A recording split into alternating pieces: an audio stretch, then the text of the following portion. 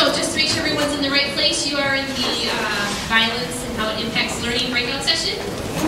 My name is Paulina DeHaan. I work for Marquette University Law School for the Safe Streets Initiative. I am a community coordinator. My name is Victor Barnett. I'm director and founder of Running Rebels Community Organization, been in existence 29 years in our community.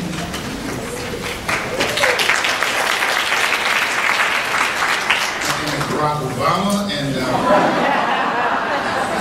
my name is Ron Johnson, and Paulina's counterpart. She works on the District Police District number 2.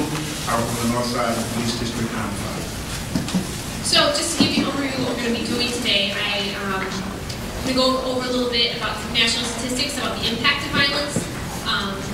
Mr. Barnett's going to talk about what he does in his agency, and then Ron's going to give you a case study on what he's working on currently at a local high school. You guys can hear me okay? Good, okay, so I feel yeah.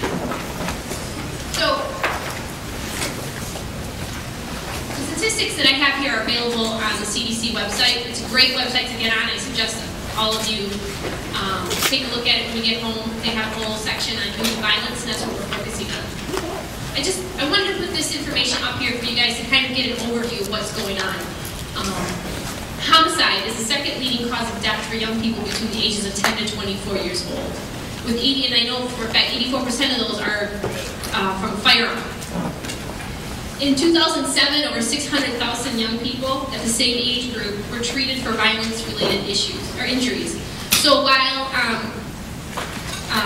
we have seen a decline in homicides, a lot of it is attributed to the fact that our medical personnel are getting a lot better at treating people. We still have issues of violence.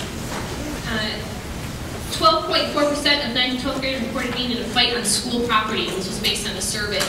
So on the law enforcement side of statistics, you are seeing a decline in youth violence. However, in the self-reported surveys, there still is like a steady increase. And 30% of 6 to 10th graders reported bullying or being bullied or both.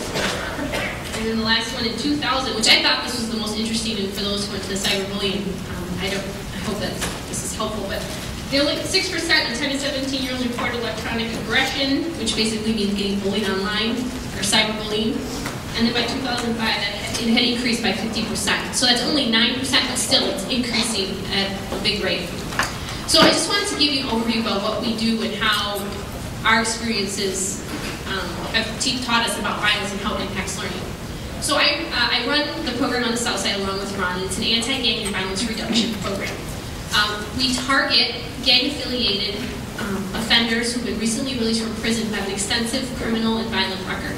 And have circles with them monthly. Since we started the program in 2007, we've had over 200 offenders come to these circles, our notification sessions. Ron and I are now in the prison systems. We started our first circle today. We're targeting now the same individuals, but now before release. So we'll be doing that 3 times in the prison system and then twice outside of the community.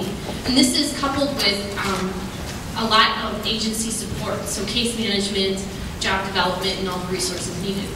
But I will tell you the one overall factor of all these guys, and they range between the ages of 18 to 35, every single one of them have a story of atrocity that is child abuse or neglect. Every single one.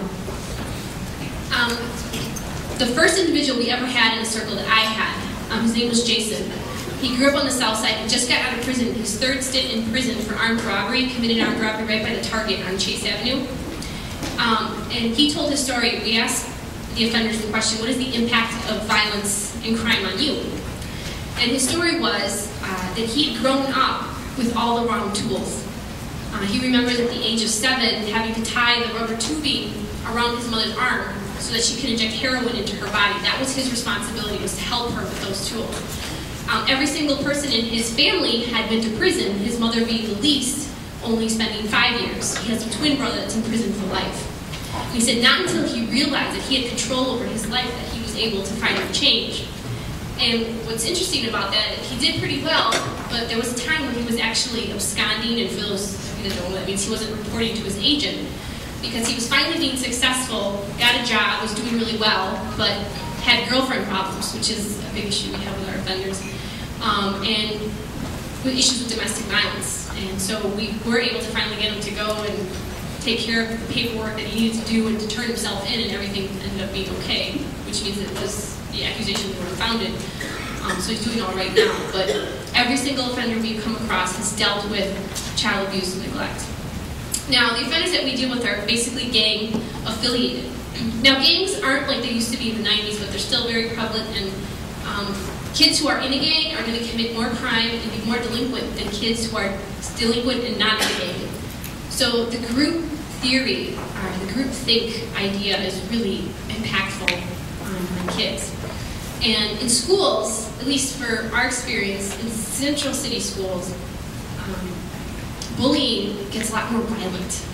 And instills a lot more fear because you have the backing of gangs, you have the false bravado of this group that has credit on the street and in the schools. So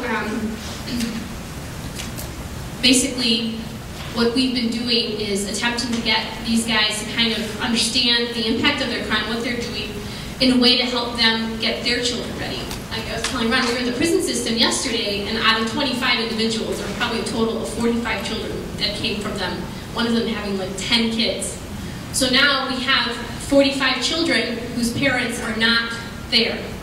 And out of those 25 adult males, about half of them, their girlfriends had prison time too.